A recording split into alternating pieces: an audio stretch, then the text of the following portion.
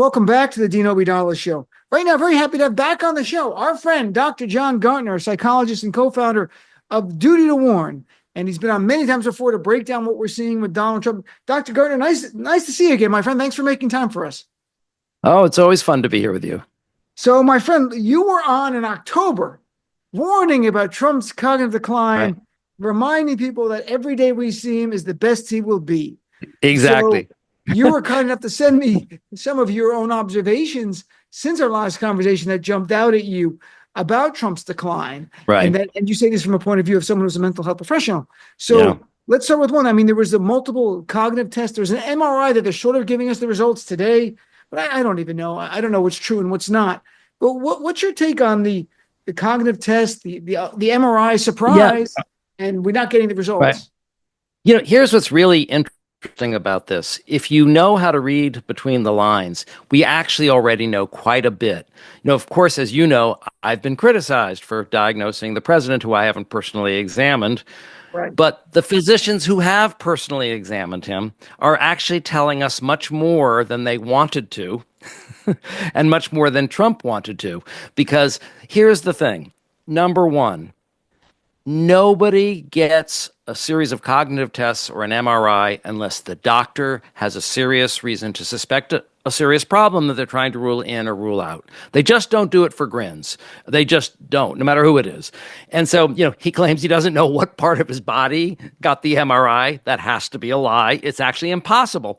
In the history of the world, this is what Governor Walz said, in the history of the world, no one has ever gotten an MRI and not known what part of their body was being scanned, because it's a very loud 15-minute, procedure. You're in a machine. Okay, you can't forget which part of the body. So obviously they're lying. They're not telling us why they gave it, and they're not telling us what the results are. You know, I've been saying lately, forget the Epstein files, release the MRI. Right.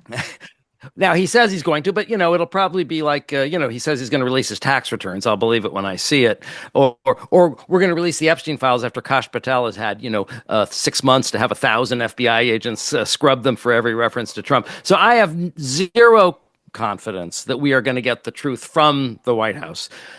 But Trump let two things slip. One was that he had an MRI, because before they just said advanced imaging. And the other was, he said it 3 times, he took cognitive tests, plural. The plural is that S tells us a great deal, because if they just given him the MOCA again, some people use the MOCA as a screening exam for older people. It can be part of a standard physical. My doctor, gave me like kind of a mini MOCA, when he gave him my executive physical, because, it's very thorough. I'm paying him money, so he's going to do everything. Sure. But so that's a screening device. We don't give people cognitive tests unless we're working them up to try to understand. We've seen some very serious signs of cognitive decline or some cognitive deficit, and we're trying to get to the bottom of what's happening. Now, the other little piece of evidence that we have is that he was at Walter Reed for almost 4 hours. A former White House physician, Obama's physician, I'm blocking on his name now, Jeffrey Kuhlman, said, something's not adding up. He says, if he just went there for a quick MRI, why was he there for 4 hours? Well, because they're doing a much more thorough workup than just an MRI. Well, you know what? Taking a battery of neuropsychological tests takes a while. It's like a half a day. They give you like a whole bunch of tests. Yeah, it's a very thorough thing. And he even at one point described it as a battery of tests. I don't think he used the word battery, but something that a group of tests or something that. So look, that we already know that his doctors who have examined him have serious suspicions of cognitive decline. And the other, look, we're starting to see cracks now, right, in this wall of silence. We're going to talk about the New York Times article, but I also want to talk about Dr. Vin Gupta. Dr. Vin Gupta is, an MSNBC contributor, right, or MSN Now. Okay, MS Now. Yep, it's Now. Right, and so what he said about Trump's cognitive functioning, by the way, he said this on Midas Touch, because you can't say it on MSN Now. You can only say it on independent media like your show. Okay, exactly. But this is a direct quote. Mr. Trump has that's the New York Times. It's clear there's age-related cognitive decline. That's obvious. He's confused a lot. He sometimes mumbles incoherent nonsense when he is asked questions in the press pool in the Oval Office. It's obvious, okay? And this is Dr. Vin Gupta, right? And he's very ethical, and he's not a wild card, and yet he's not going off the reservation, right? Right. So I get it. I just want to point that out. No, I think it's really helpful. And we are going to get to the New York Times article about titled Shorter Days, Signs of Fatigue about Donald Trump, which prompted me to give you a call. You also noted in your email to me about more disorientation. And what are you seeing? So, when Mary Trump was interviewed on the Daily Beast, she said that she remembers when Fred Trump had Alzheimer's, and she said there's a blank, disoriented, uncomprehending look. Right. Mm-hmm. We kind of saw that, I think, for a moment at the debates on Joe Biden's face, frankly. And I really believe that was the moment that we lost the Republic, that look, right? Because we all know it when we see it. It's like pornography. Who was it? Potter Stewart said, "I know it when I see it." He was wandering in Japan. We've talked about this on our show. He does he has wandered off. He's wandered, missed the plane, missed his car. We've seen him wandering before. But in Japan, but remember, as you quoted me as saying, look at Donald Trump now, because that's the best Donald Trump you're ever going to see. Lo and behold, since I last spoke with you, he has deteriorated further in all of these areas that you and I are discussing today. We've talked about them before, and now he's getting worse. One of them is the disorientation. When he was in Japan, if you remember that film, not once, not twice, but 3 times, the prime minister looked kind of shocked, actually, had to guide him. He looked blank, and she had to physically guide him, and it was not complicated, just going along a row of soldiers, had to guide him in the right direction. And then at one point, she's talking to one of the soldiers, and he literally wanders off, like 20 soldiers in the wrong direction, and another soldier has to come and bring him, back to the group. That now famous sort of picture when someone has collapsed in the Oval Office, and he's looking kind of blank, is another example of that. And recently there was a picture. By the way, in the Japan one, there was another moment where he's walking, stops and stands in front of a soldier, oddly enough, and they have to come and get him by the arm and go. And I'm like, what are you doing? Like, why did you stop in front of that soldier? I have no idea what shiny object in his brain attracted him to that. But going back to because the New York Times even flagged in their article about that's the same meeting Trump falls asleep, but at some point someone collapses, and there's the image, and I think it's going to be one of these iconic images of his administration where everyone's on the ground helping him and he's standing up looking straight at the camera. What does that say to you from a mental health point of view? He's disoriented. Disorientation means you don't know where you are or who you are or what day it is. Or we've seen this in all kinds of ways. I mean, we saw it even when he was at the battlefield at Gettysburg. He didn't know what Gettysburg was. It was like, Gettysburg, it's amazing and incredible and horrible, but also beautiful. It's amazing. Like, he doesn't know what the fuck it is. He just at that moment, it's just like he's just using superlatives, which is one of the things people use when they're demented. They just kind of repeat, "Oh, great, amazing, wow, wonderful," and so. But again, he's gotten worse. So it's more visible now, this disorientation. So that iconic picture that you're talking about, it's iconic for a reason. It's not just that he didn't give a hoot about the person who'd collapsed. We know that he's a total selfish monster who could care less if somebody dies right in front of him. But he looks like he doesn't know what the hell's going on, right? He's disoriented. And that, I'm glad you put it that way, because some people wrote it off as like, what a sociopath. Yeah, he is sociopathic, but it was a different look. And even when you look at the New York Times photos, the close-up photos of him, he doesn't look well. I mean, it's not spin or anything like that. There was, everyone can see that. On your list, you have about impulsivity, which as someone who dealt with a mother and even a friend of a family member who had dementia, we saw that a lot, impulsivity. It was very, like, the filter was gone, but also the action filter. One person just, walked out from dinner and went into the traffic and was almost hit by a car. It was just a bizarre moment. This happened a few years ago. It wasn't my mom. It was someone that our family had a relationship with someone else. And the person just got up and we didn't know what happened. They went out into the traffic and people had to go chase the person. And they didn't know what was going on. So can you explain how impulsivity, what jumped out at you and how is that consistent with more of a cognitive decline? Right. So there's four basic areas we see deterioration in dementia. One is language, and we've talked a lot about that. The other is behavior. That's where the impulsivity comes in. Then there's psychomotor performance, and then there's memory. And he's shown precipitous decline in all of these areas. In talking about impulsivity, look, his basic nature is that he's somewhat impulsive to begin with, but what we've seen is a deterioration. And one place that we've seen it is in the way he speaks. So, for example, he didn't used to curse, right? Before him, no president cursed, and he didn't curse. But now he's starting to become more coarse and disinhibited, so he started cursing. Then this thing with the reporters, quiet piggy. Again, that's a disinhibition, right? It's just inappropriate. It isn't a good look. And now he's starting to sort of do it with all the reporters. Shut up! I'm waiting for him to say, "Shut up, duty face." Like a third grader. Child. And the other ways that he's impulsive, and this is a little bit more serious, is in international relations. He was supposed to be having a trade talk with the Prime Minister of Canada, but when Doug Ford, who is the Premier of Ontario, I want to get that right because I've said it wrong, and I get so many angry letters from people in Canada. He's the Premier of Ontario. Posted a video of Ronald Reagan talking about how he didn't like tariffs, which he didn't. Right.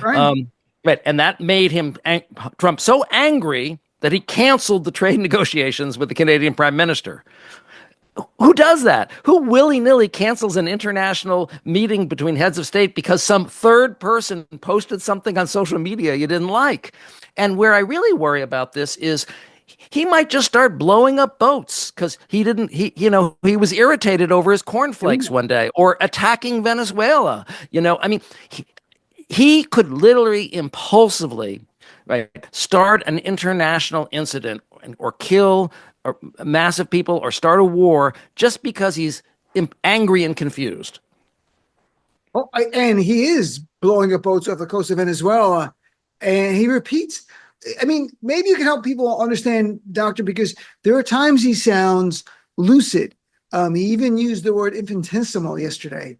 I'm like, wow, that was kind of impressive. I on the Air Force One about the drugs coming in. I notice he repeats the same things over and over and over, like they've sat in, however he gets programmed by his handlers or whatever it might be. But how is it that sometimes he seems with it and other times it's just a mess? Well, you've probably noticed this with your own mother you were talking about. That phrase, they have good days and bad days, is true. So there's a great deal of variability in their function. Sometimes you talk to them and they can seem very clear. Other times it's like they don't remember who you are. And again, to talk about memory, because I just want to get that in there, sure. Is during the government shutdown, Chuck Schumer and Hakeem Jeffries met with him to negotiate. And he described that as, I met with Chuck Schumer and he brought a really nice man with him. He brought a really nice man. Well, first of all, I don't think he actually thinks Hakeem Jeffries is a really nice man. That's why he put the sombrero and the mustache out for social media. But the point is, that's like when you bring your sister to visit your mother in the nursing home. She says, "So who's that nice lady you brought with her?" "Mom, that's your daughter. That's my sister." Right. It's like he had no recognition of who this person was when he deals with them on an almost daily basis. This is the minority leader of the House. So think about how serious a memory disorder that is, right? What a level of deterioration we're talking about. And Michael Wolff talked about this in his books, that he would meet people that he'd known for years and not recognize them. But now he's in the job talking about this very nice man who he's never met before, who obviously that's a dramatic deterioration. Certainly. That one with Hakeem was shocking because Trump is from New York as well. He's been and Hakeem Jeffries has been a well-known Democratic politician for a long time. Right. There's no way he doesn't know who he is. Right. So he just completely forgot him. It didn't ring a bell who he was in his brain. So he tried to fill in the blank by saying he's a nice guy, when I agree with you. He doesn't like him at all, but he said at that moment. You also noted psychomotor impact on him. And you probably saw the video with, I guess it's his grandchild walking around in the hall, which is very odd. Why that doesn't get more press coverage is just beyond me.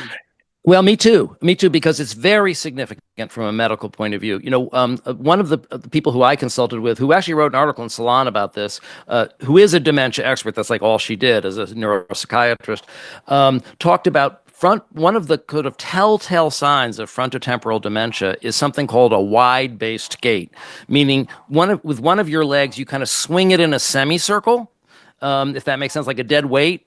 Sure. Now, we've been talking about his wide base gait for almost a year now. Okay. But if you look at that picture, it shows that it's gotten dramatically worse. And that's what happens with all of these symptoms. They get worse over time. And so, unfortunately, what I predicted every time I've been on the show is the next time I'm on the show, he'll be worse. And that's the nature That's of how it. it works. It's not right. I mean, that's the disease. nature of degrading over time. I mean, this is life. So I'm chatting with Dr. John Gartner. So, doctor, I feel like we're on the stand now. I want to call your attention to an article from the New York Times from November, but it was from last week on November 25th. And it was titled Shorter Days, Signs of Fatigue. And it really went to a deep dive on everything we've talked about Donald Trump, but it added some data points, which I thought were very helpful. For example, one that jumped out, it notices total appearances decreased by 39%, comparing for this year versus his first year in the White House. Again, folks, 39% less public appearances now, official appearances. And I get a sense why that is, but what do you take from that? Well, actually, the statistic that I found even more dramatic was that he now gets into the office. The average time for him to arrive at the Oval Office is 12:08. And the average time for him to leave is 5. So working noon to 5, but he still can't stay awake. Right. He's working a rough noon to 5 schedule. But to that, and they said they keep his public appearances shorter between noon and 5. And you had flagged that before in our discussions where you talked about it's going to be less and less time. And older people with cognitive issues, sundowning, we're all familiar with that term. Can you explain what that means for people who might not know what it is? Sure. People with dementia often get worse late in the day. They kind of like, I guess in some ways, like we can get tired late in the day. They deteriorate later in the day. And actually, it was my podcast partner, Dr. Harry Siegel, who pointed out that he thought that Trump was sundowning, and he noticed that they started changing his schedule. So more and more of his appearances were midday. So he's having 11 o'clock meetings instead of evening meetings and things like that. And so now it's been enshrined in his schedule. In other words, they don't want him doing anything after 5 o'clock. So they're aware of it. I mean, this is when they're doing the scheduling, they understand. We can't see into their mind. I know there's a degree of speculation, but they're doing this because they get it. They are handling him like they have no choice. He's the president. Exactly. So exactly. I mean, we don't know where it's going to be in a year or two from now. The other thing is that the New York Times pointed out the fact that Trump fell asleep at meetings, and there's a picture of him in that New York Times article where I'm surprised he doesn't put the photographer in prison. But he looked off. I mean, he looks really. Give him time. I would almost defend that one. I'm like, that's a really bad picture. You could never let that one get out there. But he's like, his head is back.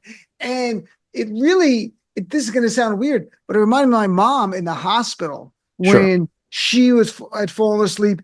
And it's not like a normal falling asleep. It's like your face is like drooping and dragging. It's like you almost wake them to make sure they're alive. That's the look he had on his face. It was very odd. I think that reminds me of my mom, my late mother, but it did because I've seen that face before. Well, no, I mean, when you sit and you've had a personal experience of it, we've been talking about Trump's falling asleep for over a year now. And again, the symptom is getting worse, but I want to remind people, he fell asleep most days during his criminal trial. Now you're a lawyer, or or reformed lawyer, right? Now I want to ask you a question. In your entire legal career, have you ever heard of a defendant falling asleep in court? No, I never. No litigant ever. I did see some judges nod off, but they were older.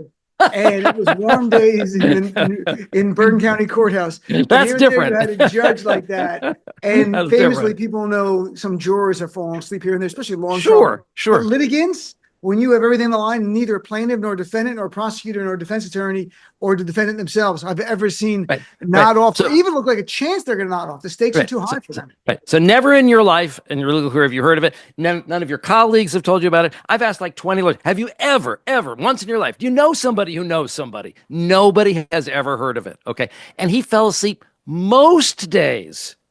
Like one little... I mean, and it's exactly what you're talking about, this involuntary passing out at inappropriate times. And it's getting worse. He fell asleep at the 9/11 memorial. Now he fell asleep in the Oval Office during the press pool. And I guarantee you, by the next time you have me on the show, it'll be worse. It's kind of remarkable how the media tries to cover, because I guess the only thing, if they really journalistically out, they don't know if he's asleep or he's just resting his eyes. Who rests their eyes during a meeting? No one rests their eyes. That's what people say when they fall asleep and they want to deny that they fall asleep. I was resting my eyes. So there was something else the New York Times noted here, and I thought they did a good job here as well. About, we know Trump lies nonstop, but they pointed out a few, and one specifically, like him repeating that his uncle was a professor at MIT, was a professor of the Unabomber, Ted Kaczynski. Ted Kaczynski never went to MIT. He went to Harvard. And there was about the time frame was kind of odd as well. But Trump has been fact checked on this. He keeps telling this over and over, and he told it again. And what does that say? That it's just creating an alternative reality and then repeating that alternative reality over and over. See, this is where the New York Times fell, woefully short. They kind of hint at reality, but don't really get to it. So I have one quote from them that includes what you're talking about from this article. It said, Mr. Trump has long rambled in his speeches, but in his second term, the meandering has been noticeable. He can veer off script to share stories that are sometimes riddled with untruths, and to give the example of the Unabomber. Now, the reason the Unabomber is important is not because he told a story that had a lie. I mean, this guy is the most documented liar in all of recorded human history, and there isn't a close second. Okay, right. So Donald Trump telling a lie is not news. What's news is that it's a bizarre lie. It's a crazy, bizarre lie that he's telling but like a reminiscence. He's telling it like it's a reminiscence, and it doesn't advantage him in any way politically. It's not like saying the price of eggs are down when they're really up, or that 95% of people in a certain state voted for him. It's like a casual reminiscence, and you may have probably noticed this with your mother. There's a medical term for it, confabulation. That when people have a gap in their memory, nature abhors a vacuum. We fill it in. So we fill in our memory with details that didn't actually happen, but kind of knit the story together in some way. So he has some memory about the Unabomber and Boston, because he went to school in Boston, right? You know what I mean? And so he's concocted, and his uncle taught in Boston, and so somehow he's remembering something that didn't happen. And I don't know if you have this with your mom, but did she ever kind of say like, "Oh, remember that time?" and blah blah, and like you know for sure that didn't happen. But confabulation is very common. Well, interesting. No, for my mom, was more just not remembering things that had happened. It wasn't filling in gaps. She was much more someone who had been very, very talkative, or for most of her life, became quieter as the cognitive decline. And I think we learned later it had to do with disorientation and being a little confused. So just being a little fearful of what's going on, where everything is. She was being 100% Sicilian, was very suspect of everybody. So her idea is, I'm going to choose silence to see what's going on, as opposed to others might fill in she had no problem sitting in silence for long, but that wasn't who she was before. So we had seen a huge change in her that way. So anything else in the New York Times article I didn't bring up that caught your attention? No, I picked that relevant section there. I think the fact that they even had an article about it, to me is the breakthrough, right? Even though, and that they gave us his information about his schedule. The fact that he works noon to 5, I think, is extremely significant. I did have a couple of things I wanted to go over with you, though. If you don't mind, I'm going to read some of what Trump has said, because one of the reasons that people don't realize how much he has cognitively declined is the press is kind of colluding or sanewashing. So if he rambles incoherently for an hour, they'll give the clip where he said one provocative thing, right, that gets everyone upset, but they won't give you the flavor of how really tangential his thinking is. So I'm going to give you a shorter one and a longer one. So on the USS Washington, and you tell me if you know what the heck he's talking about here, or if any of these sentences go together, okay? I never liked good-looking people. I never admitted that before, but you see, now I'm allowed to, because we won in the Supreme Court based on merit. You know that? You know about that, right? Well, now everything in this country is based on merit. There's 3 non sequiturs there. Don't know. In his brain, I guess if you really try to analyze it, I don't know what came before it, but it doesn't make sense. No, it doesn't make sense. I could try to find on my own brain try to connect things and see a pattern that doesn't really exist there. I have no idea. He's just babbling. Whatever's going on in his mind, it comes out as words are not connecting. Like that doesn't make sense. Often there is a loose free association. Like sometimes you can sort of figure out where he got it. Like when he said, "Oh, these immigrants, they're coming from insane asylums." Anybody here seen Silence of the Lambs? This is a movie about an insane asylum. That makes sense. I also think it's so you can follow it, but it's still a non sequitur. Right. It's a loose association. Look, I think the fact the New York Times wrote about it, then there was some comedians who were some of the guys who sort of like Trump in 2024. They're not big political guys, but one guy is Shane Gillis, who's kind of a well-known comic, and they were joking that Trump is approaching Biden brain, and he's circling the toilet right now, Trump. And so that means it's transcending the world of politics and people like that. So these guys have big podcasts. They say that it starts to then seep in. Everyone goes like, yeah, he's gone. The same way Biden couldn't fight. There was this point where in the beginning you could have fought it, but then it became a pop culture and true, like theory. It was real. And no matter what I said, no matter what anyone said, it was too late. We're getting to that point with Donald Trump. I think we are. And it's having political consequences. Amanda Marcotte in Salon. She comes on the show all the time. Yeah.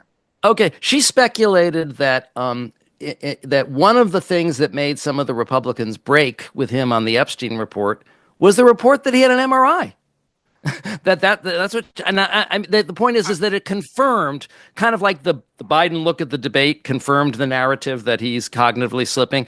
It somehow confirmed for them the feeling that their dear leader, who's leading them off a cliff politically, is not compos mentis, and therefore, what the heck are we gonna follow him off the cliff for? So I think it can. If it reaches a critical mass, right? Whereas you say it's so much part of the culture that it can't be denied, like a tidal wave, it could finally have some political consequences and produce some fracturing of his base. No, I think that there's truth to that. His weakness, his power came from his own personal power, and his own weakness as the king gets weaker, and like King Lear with Shakespeare, he lashes out even more, becomes more desperate. And we're seeing that play out right now. And do you want to read one more thing before I let you go? I did. Because so this was at the McDonald's summit on November 17th. Okay. This is a verbatim quote. Like heroes. They're American heroes. Who the heck wants to sit? Those ships are very big, but they're very small. When you're way up high and going very fast. He said it was the greatest day of his life. And they told me something I didn't know. Sir, we waited 22 years for this. Our predecessors and us would practice this run for 22 years. I didn't know that for 22 years we would have a practice. We do it 3 times a year because they cancel. When they heard we were coming, we were devastated. I see. I say if I were a flyer and they canceled, I'd be extraordinarily happy. Well, we canceled, so let's forget it. But he was devastated, but we were devastated. So I said, this is something you really love. Yes, sir. We're so honored. It was the greatest day of our lives. I mean, it was really great. We have incredible people in the sky. It's an amazing story. And they hit. And they said, skedaddle. The word skedaddle.